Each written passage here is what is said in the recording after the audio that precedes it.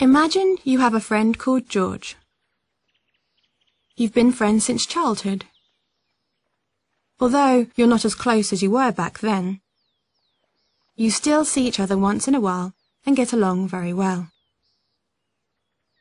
One day, you and George are approached by an old mutual friend, Oliver. Oliver explains that he's had a run of bad luck and is raising money to cover tuition fees for his kids. You want to help Oliver out, so you give him some money. To your surprise, George doesn't offer Oliver any help. You try to persuade him, but it's no use. Imagining yourself in this situation, do you think it's okay to threaten to use physical force against George to get him to do the right thing? Now imagine a slightly different situation. This time, a group of your friends take a vote.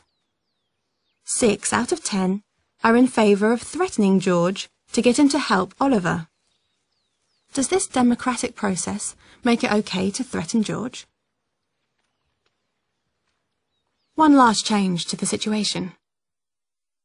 This time, imagine that many thousands of people have democratically agreed that a group, who we'll call the agents, should do whatever is necessary to take money from George and give it to Oliver's family.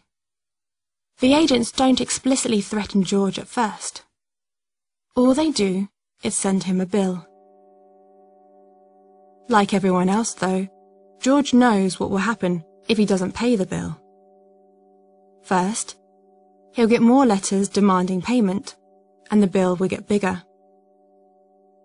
Eventually, if he still doesn't pay, agents with guns will break into his house and take him away against his will. Almost everyone pays the bills without protest. They know that agents are prepared to use as much force as necessary to overpower you if you resist.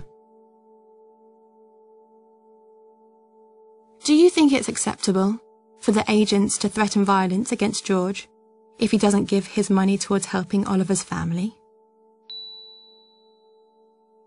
If we approve of state programs that redistribute wealth, we must also approve of threats of violence made against peaceful individuals, because this is how the funds are collected.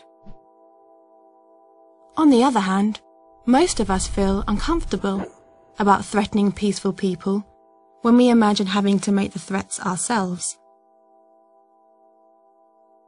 If we feel negatively towards the idea of threatening George personally, can we really be comfortable with the threats made against him by agents of the state?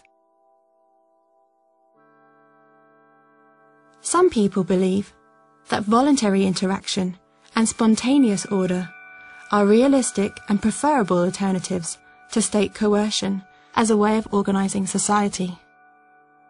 Do a web search for some of these terms if you're interested in learning more.